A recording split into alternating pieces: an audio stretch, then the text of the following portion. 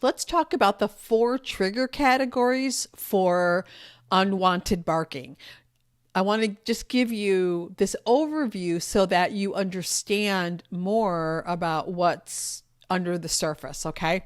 All right, so noisy things triggers. This is what we talked about in episode 106. They're things. So the blender, the grinder, a saw, those kinds of things. So they're things and they make noise that can set dogs off, right? And so those are the easiest to remedy. Noisy things are the easiest, because they're easy enough for you to make sure that you're present and prepared for, because you're the one that turns them on, you know what I mean? Or, maybe someone else in your family does, but it's not like a sudden without warning thing. So those are the easiest. And I always suggest that, for everything, always start with the easiest things. The next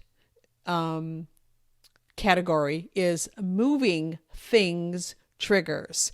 Okay. And so these are things, right? So bikes, cars, the vacuum, lawnmower, the sprinkler, monkey shines. Okay. So this is a little harder to remedy, a little harder to break old habits.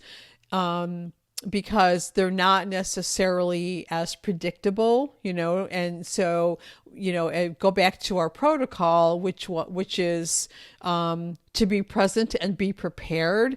It's a little harder for you to be present and be prepared in some of these cases. They can happen more unexpectedly, and notice that being present and being prepared is a key thing. And I want you to understand that how when we take responsibility for our part, how dramatically it changes our dog's behavior, without really needing to do much directly. In so many cases, it's almost mind blowing. The next category is noisy moving creatures. Okay, noisy moving creatures trigger. This is really hard, the hardest, because, well, they're dogs. And in most cases, these are totally unpredictable. So it's very difficult for us to be prepared.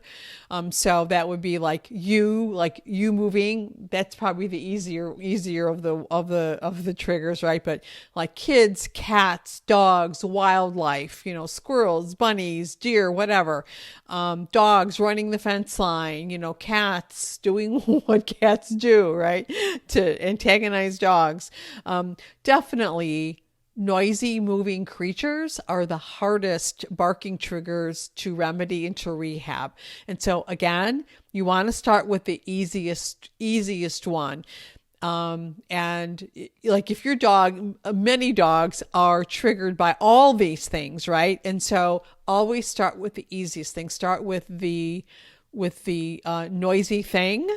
Find a noisy thing and work with that, work at being present and prepared with that. Then move into moving things.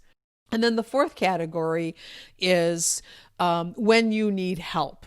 So like you need an assistant. You can't, certain things are really difficult to work with by yourself. And that would be like riding in a car. It's, if you have a dog that's triggered in a car, it's, if you've done your homework and you've built up your foundation, etc., it's going to be an easier, transition into going, riding in a car. But you sort of have to help, you sort of need help to ideally. And so that could also be with things like, knocking or ringing on the doorbell, ringing the doorbell and knocking on the door. Perhaps your dog is barking when you're trying to, do something with your other dogs, like do agility training or something, and your other dog is barking.